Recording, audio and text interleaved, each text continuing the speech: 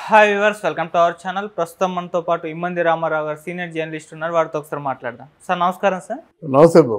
Sir anchor Shyamala గారు మనం చూసాం ఎలక్షన్ ప్రచారంలో వైసీపీ పార్టీకి సపోర్ట్గా నిలవడం, మన వంగ గీత గారి ప్రచారం క్యాంపెయిన్ చేయడం ఇవన్నీ చూసాం. ఈ నేపథ్యంలో పవన్ కళ్యాణ్ గారి పైన కూడా విమర్శలు చేయడం చూసాం. కౌంటింగ్ ముందు రోజున కూడా పవన్ కళ్యాణ్ గారి పైన విమర్శలు చేశారు. సార్ అంటే పవన్ కళ్యాణ్ గారు అరవడం చూసాను, బెదిరిపోవడం చూసాను, కానీ ఎప్పుడు కూడా సహాయం చేయడం నేను చూడలేదు. ఈసారి వంగ గీత గారి గెలుస్తారని చెప్పడం కూడా మనం విన్నాం. అయితే ఇప్పుడు సీన్ రివర్స్ అయిపోయింది. మరి ఎన్నికల రిజల్ట్స్ మనం చూసాం. వైసీపీ ఘోర పరాభవం చూసింది. పవన్ కళ్యాణ్ గారు అల్టిమేట్ విజయం సాధించేశారు. అయితే ఇప్పుడు శ్యామల గారు ఒక వీడియో చేశారు. సార్ వీళ్ళకి శుభాకాంక్షలు తెలుపుతూనే నాకు ఎన్నో బెదిరింపు కాల్స్ వస్తున్నాయి, నన్ను చంపేస్తామని బెదిరిస్తున్నారు అని చెప్పేసి అని అంటున్నారు. మరి ఇవి ఎక్కడి నుంచి వస్తున్నాయి? మరి దీనిపైన మీ ఒపీనియన్ ఏంటి సార్? అంటే శ్యామల గారు ఒక ఐరన్ లెగ్, నిర్మోహమాటంగా చెప్పగలం. ఎలాగంటే ఆవిడ దేంట్లో కూడా పరిపూర్ణత లేదు, అర్థమైందా? ఆవిడ ఉన్నదానికంటే ఎక్కువ ఊహించుకుంటుంది ఒకటి. రెండోది, పోనీ యాంకర్గా ఏదైనా నెంబర్ 1, నెంబర్ 2, నెంబర్ 3 పొజిషన్లు ఉందా? ఆ పొజిషన్ లేదు. సమ్వేర్ ఎక్కడో ఉందంతే. యాంకరు సుమగారిలాగా, ఇప్పుడు నెక్స్ట్ శ్రీముఖిలాగా, రష్మిలాగా, లేదా అనసూయలాగా ఎవరి పేరు లేదు కదా ప్రజల్లో. ఆవిడ చూసి 10 ఓట్లు వస్తాయా? వాళ్ళకి బుర్ర లేదో, ఈవిడికి బుర్ర లేదో. అంటే ప్రజల్లోకి వెళ్ళేటప్పుడు ప్రజలు బాగా మోజుతో ఉండాలన్నమాట. అమ్మో మన శ్యామలు వచ్చిందని, ఎందుకు వచ్చిందిరా ఈవిడ అనవసరంగా అని చెప్పేసి ప్రతి ఒక్కరు కూడా మాట్లాడడం చేత కాదు. ఆవిడ పెద్ద అట్రాక్షన్ లేదు, ఆవిడకి గ్లామర్ లేదు, ఏమీ లేకంటే వెళ్ళి తగుదులమ్మా అంటూ. అందున ప్రెస్టీజియస్ ఎలక్షన్స్ ఎక్కడ జరుగుతున్నాయి? పిఠాపురంలో ఏదో నామకావాసి ఎలక్షన్ జరుగుతున్నాయి, వెళ్ళాకుంటే అదోలా ఉండేది. అదేమి లేకుండా చావా బ్రతుక అనేటువంటి ఎలక్షన్స్లో ఈవిడ తలపెట్టడం ఎంత బుద్ధి తక్కువ పని. తర్వాత పవన్ కళ్యాణ్ అంటే వీళ్ళందరూ చాలా చిన్నచూపు చూశారు. నేను మొదటి నుంచి చెప్తున్నాను, ఆయన ప్రభంజనం, ఆయన ఎవరు ఆపలేరని చెప్తున్నాను. ఫూల్స్ అంటే ఏమిటి? వెర్రినాగములు. వార్డు మెంబర్గానైనా సరే గెలవలేని వాడికి ఈ రాజకీయాలు ఎందుకు అన్నారు. ఇప్పుడు ఏమంటారు? ప్రధానమంత్రి సైతం ఆయన్ని ఎంతగా అభివర్ణించాడో అందరూ చూశారు. దాని గురించి ప్రత్యేకించి చెప్పుకుందాం. కానీ పార్లమెంటు దద్దరిల్లిపోయింది మాట పవన్ కళ్యాణ్ పేరు వినగానే. అందువల్ల ఆయన్ని చిన్నచూపు చూసిన సంస్కారం, నీ సంస్కారం ఏపాటిది కదా? జనసేన అంటే చిన్న విషయం కాదు. నిర్మోహమాటంగా నిస్వార్థంగా పనిచేసే సేన వాళ్ళు. అలాగే వీర మహిళలు కానీ, జనసేన నాయకులు అంటే ఎవరైనా సరే కార్యకర్తలు కానీ ప్రాణాలు ఇస్తారు. ప్రాణాలు ఇచ్చేవాళ్ళు ఎప్పుడైనా సరే ప్రాణం తీద్దామని చూస్తారు. వాళ్ళు బెదిరింపు కాల్సి వచ్చాయి, క్షమాపణ చెప్పుకో పవన్ కళ్యాణ్కి. ఆ జనసేనకు కూడా క్షమాపణలు చెప్పుకో. మరి ఇంకొక అంబర్ ఫిట్టింగ్ ఎందుకు దండగా? నువ్వు చేసిందే తప్పు. అక్కడ 4 రోజులు నీ తిండి ఖర్చులు దండగా. వాళ్ళు పిలిపించుకోవడం ఫూలిష్ పని. నువ్వైతే తిరిగేగా లింగు మట్టును మొత్తం ప్రపంచం అంతా పిఠాపురంలో తిరిగింది. ఇది మామూలు జబర్దస్త్ వాళ్ళు కానీ, శ్రీదేవి డ్రామా కంపెనీ కానీ, ఇండివిజువల్గా ఫేవర్ ఉన్న వాళ్ళు కానీ, విదేశాల నుంచి వచ్చి కూడా వీధుల్లో తిరుగుతూ క్యాన్వాసింగ్ చేసినటువంటి వాళ్ళ సమూహంతో పోలిస్తే నువ్వేపాటి? నిన్నెవడు గౌరవిస్తారు?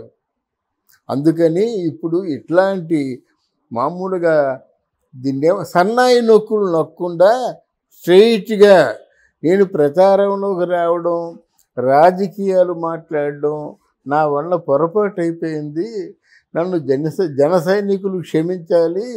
అలాగే పవన్ కళ్యాణ్ గారిని కూడా మీ తాలూకు శక్తిని అంచనా వేయలేక ఫూల్గా మాట్లాడాను, నన్ను మీరు మనస్ఫూర్తిగా క్షమించండి అని చెప్పి వేడుకుంటే తర్వాత ఏమో.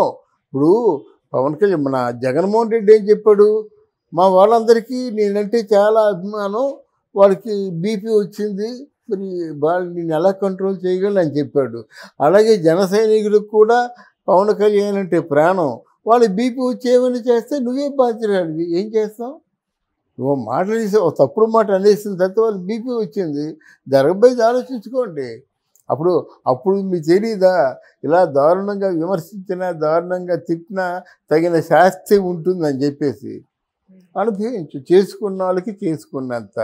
వన్స్ అగైన్ ఐఎమ్ రిపీటింగ్, ఈ శ్యామల అనేది పెద్ద ఐరన్ లేదు. సార్ మరి శ్యామల గారు అంటే శుభాకాంక్షలు తెలియజేస్తున్నాయి. మేబీ తను కాస్త డల్గా కూడా మాట్లాడడం చూస్తున్నాం సార్ ఆ వీడియోలో. ఇంకా మరి ఈ వీడియో చేసిన తర్వాత కూడా తనకి ఇంకా బెదిరింపు కాల్స్ వస్తాయంటారా? ఇవి ఆగేది ఎప్పుడు అంటారు సార్?